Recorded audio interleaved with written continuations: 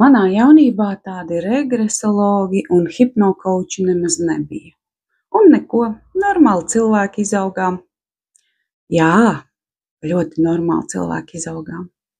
Ar pilnīgu infantīlismu metamies iekšā attiecībās, tad vispār nemākam veidot attiecības, jo, ja tā paskatāmies atpakaļ pagātnē, ar uguni bija jāmeklē kāds normāls attiecību modelis, vai ne?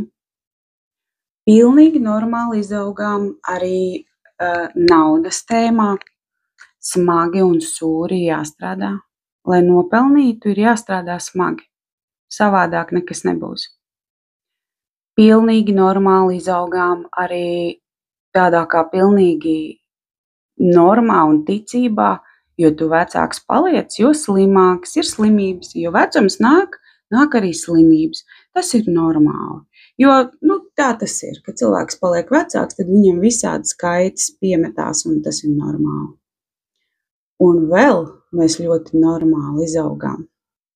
Ar domu ir jābūt ērtai un ir jāizdabā, un viss tas sākās jau mājās, pilnīga paklausība vecākiem, pilnīga paklausība skolotājiem, pēc tam arī priekšniekam, un, protams, arī vēlāk ģimenē, vīram, sievai. Tā ir labi, tā vajag. Tu sevi nedrīkst nolikt pirmajā vietā, jo tas ir egoisms. Un vēl mēs ļoti normāli izaugām ar ticību, ka tad, kad mēs būsim pensijā, tad gan mēs atpūtīsimies un dzīvosim zelta dzīvi. Šīs ticības, uzskats un pārliecības var mainīt un vajag mainīt. Neviena no viņām tev nav noderīga šodien. Lai tev forša diena!